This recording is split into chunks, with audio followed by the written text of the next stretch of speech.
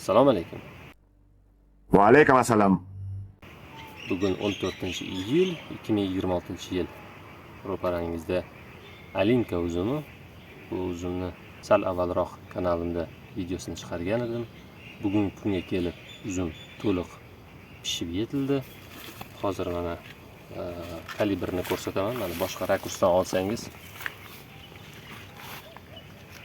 Mana uzumni yirikligi.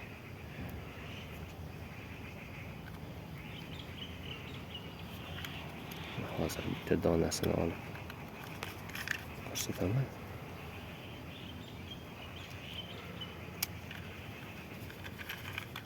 Mana donni yirikligi. Oh my. Alinka uzumi. Oq. Urug'i bor. Uzum hozir buni tatib ko'ramiz. Va konsistensiyasini ko'ramiz. Nice. Marmeladniy konsistensiyaga ega. Ichida urug'lari ham mana to'liq pishgan. Bugungi kunga kelib 19 ga yetdi. Toprak. Ne kadar zor. Tarifga so'z yo'q. Boshlari ham yetarlicha katta. Buni bir jihatini aytib o'tishim kerak.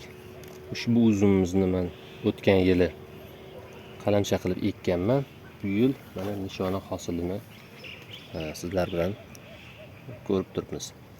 Bundan tashqari xuddi shu uzumimizga yana ikkita bosh qoldirgan edim. Afsuski o'sha ikkita boshni qushlar cho'qib yeb tashlashdi.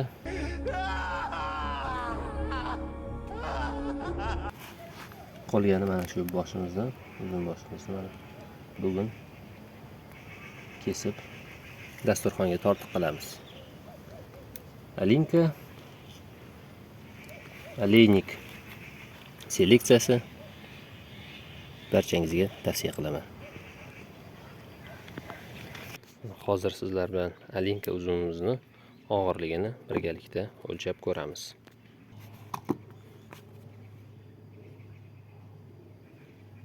o'n 15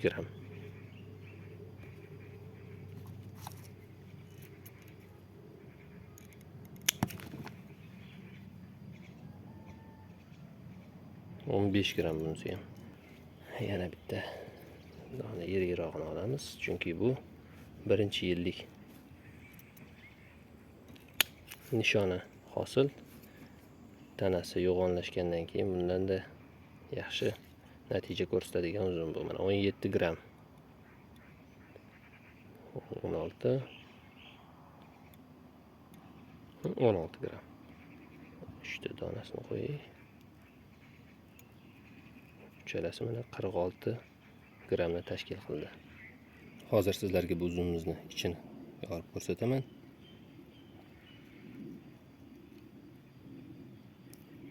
Mana 4 ta urug'i, ichidagi holati mana go'shtlikkan uzum. Mana suv endi tomishni boshladi. Mana Alinka uzumimizni dasturxonga tortiq qildik. Yonidagisi esa Zorinka. Bu haqida kanalimda video chiqarganman. Mana bandida turishi. Transportabilность bo'yicha bu ikki navga hech qanaqangi savol yo'q. Like va podpiska bosishni unutmang. Zorinka uzumimizni bir konsistensiyasini ko'rsataman.